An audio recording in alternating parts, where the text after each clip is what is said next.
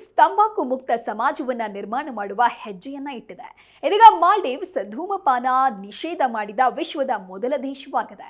November 1, 2025 ಹೊಸ ಕಾನೂನಿನ ಅಡಿಯಲ್ಲಿ ಜನವರಿ 1, 2007 ನಂತರ ಜನಿಸಿದ ಯಾರಿಗೂ ಯಾವುದೇ ತಂಬಾಕು ಉತ್ಪನ್ನವನ್ನ ಖರೀದಿಸಲು ಅಥವಾ ಬಳಸುವುದಕ್ಕೆ ಅಲ್ಲಿ ಅವಕಾಶ ಇಲ್ಲ.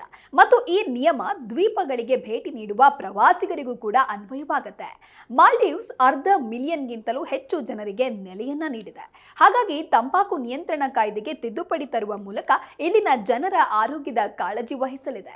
ಈ ಕಾಯ್ದೆಗೆ ಮಾಲ್ಡೀವ್ಸ್ ಸಂಸತ್ತಿನಲ್ಲಿ ಅಧ್ಯಕ್ಷ ಮೊಹಮ್ಮದ್ ಮೈಜಾ ಅನುಮೋದಿಸಿದ್ದು, ಇಂದಿನಿಂದ ಈ ಕಾನೂನು ಜಾರಿಯಲ್ಲಿರಲಿದೆ.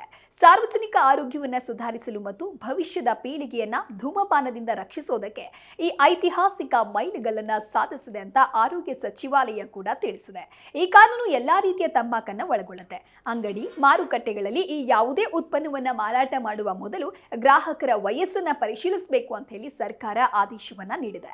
ಈ ನಿಷೇಧ ಇ ಸಿಗರೇಟ್ಗಳು ಮತ್ತು ವೇಪಿಂಗ್ ಸಾಧನಗಳು ಸಹ ಒಳಗೊಂಡಿದೆ. ಈ ಉತ್ಪನ್ನಗಳನ್ನ ವಯಸ್ಸಿನ ಹೊರತಾಗಿಯೂ ಯಾರು ಆಮದು ಮಾಡಿಕೊಳ್ಳಲು, ಮಾರಾಟ ಮಾಡಲು, ಹಂಚಿಕೊಳ್ಳಲು, ಬಳಸಲು ಸಾಧ್ಯವಿಲ್ಲ ಅಂತ ತಿಳಿಸಿದೆ. ಒಂದು ವೇಳೆ ಕಾನೂನು ಉಲ್ಲಂಘಿಸಿದ್ರೆ ಕಠಿಣ ಶಿಕ್ಷೆ ವಿಧಿಸಲಾಗುತ್ತೆ.